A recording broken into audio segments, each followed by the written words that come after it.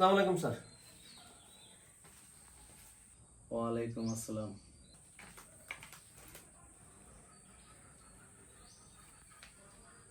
আসসালামু আলাইকুম sir.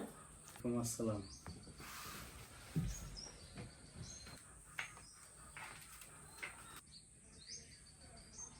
Miss Diana, আপনি এদিকে আসুন।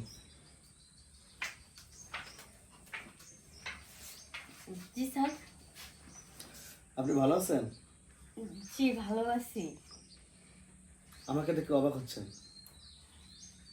না মানে? আমি জানি অবাক হওয়ারই কথা, যে আমি এত সকালে অফিসে, তাও আবার এই বেশে, তাই না? অবাক হবেন, এটা স্বাভাবিক। এই অফিসে আপনারা মোট কর্মচারী কতজন আছেন? 50 জন। 50 জন। এই 50 জন কর্মচারীকে নিয়ন্ত্রণ করে কে? স্যার আপনি? আমি। আর আমি যখন এই অফিসে না থাকি তখন আপনাদেরকে নিয়ন্ত্রণ করে কে? লোক, সিসি ক্যামেরা। ও, এই সিসি ক্যামেরায় আমি বাসার থেকে বসে বসে সব কিছু দেখতে পারি, কে কখন অফিসে আসে, কে অফিস থেকে কখন যায়। বা আপনি আর বিশাল সাহেব, আপনারা দুজন অফিসে বসে অবসর সময় কি করেন সবই কিন্তু দেখতে পাই। না মানে স্যার, যখন সময় না থাকে আর কি, তখন একটু এই যে চা কফি, একটু আড্ডা চলে আর কি। ঠিক আছে, চা কফি আড্ডা চলে। আপনি কি জানেন আপনি আর বিশাল সাহেব, আপনি ঠকাচ্ছেন আপনার হাজবেন্ডকে, আর বিশাল সাহেব ঠকাচ্ছে তার ওয়াইফকে। আপনারা প্রত্যেকটা ক্ষণ যে জড়াজড়ি, যে মাখামাখি, সবগুলোই আমার চোখে পড়ে সিসি ক্যামেরার মাধ্যমে। আর আজকে আপনাদের যে অফিস টাইম, আপনারা কিন্তু তাও লেট করে এসেছেন, প্রায় প্রায় করেন, কিন্তু আজকে আরো বেশি করেছেন। না মানে স্যার, বাসায় কিছু কাজ ছিল তো, সেগুলো একটু গুছাতে সময় লেগে গেছে। স্যার এরকম আর হবে না, তবে আমি কালকে থেকে সঠিক টাইমে অফিসে আসবো। না না, আপনি কালকে সময় সুযোগ পেলে তো তারপর অফিসে আসবেন। কি বোঝাতে চাচ্ছেন স্যার? কি বোঝাতে চাচ্ছি সহজ করে বলি।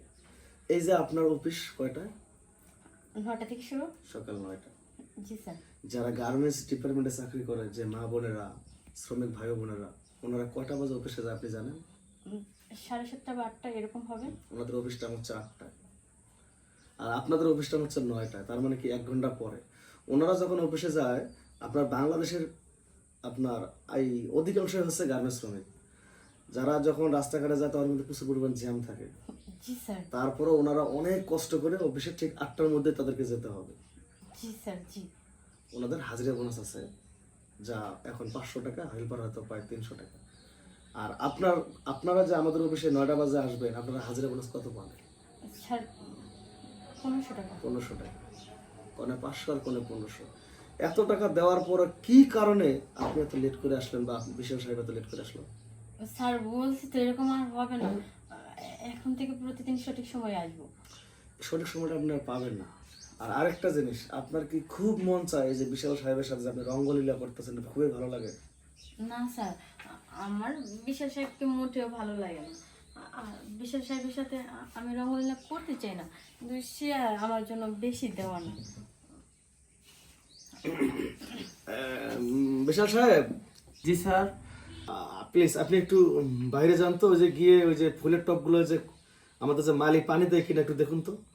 আচ্ছা ঠিক আছে স্যার, আচ্ছা দেখতেছি। আটকান। স্যার আমি কিন্তু বিশাল সাহেবকে মোটে পছন্দ করি না, সে আমার পিছনে ঘুর ঘুর করে। আমার তো আপনাকে ভালো লাগে। আর আমিও তোমাকে অনেক অনেক ভালোবাসি, বলতে পারি না, কারণ ইদানিং দেখি তুমি বিশাল সাহেবের সাথে বেশি লটর পটর করতেছো, কিন্তু আর সহ্য হলো না। তাই ভাবলাম আজকে যেভাবে সে আগেই যাব, তারপর গিয়ে এমনভাবে আদর ভালোবাসা দেব, আর বিশাল সাহেবের কাছ থেকে তোমাকে আমি ছোটাবো। তাহলে দেই, হ্যাঁ? জি স্যার। তোমার শাড়ি আমার লঙ্গি। স্যার আপনি মনে হয় এই নিয়ত করেই লুঙ্গি পরে আসছেন। ঠিক ধরেছো, যেন কাজ করতে সুবিধা হয়। তাহলে দিই, হ্যাঁ? জি স্যার। স্যার সত্যি তো আপনি বিশাল সাহেবের থেকে বেশি রোমান্টিক। হ্যাঁ, আরে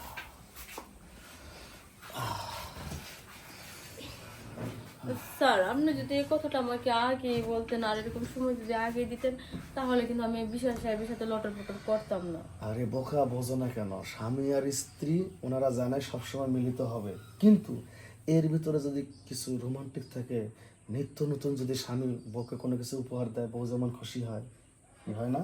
জি ঠিক আমিও লুঙ্গি পরে এসেছি কিসের জন্য? কমফোর্টেবল। আমি তুলবো, তুমি খুলবে, ভরে দেবো, সময় কম লাগবে, কেউ বুঝতে পারবো না। জানোই তো আমাদের আবার শর্টকাট করতে হবে। আবার বিশাল সাহেব আসবো। বিশাল সাহেব আসুন, জি স্যার। আসুন।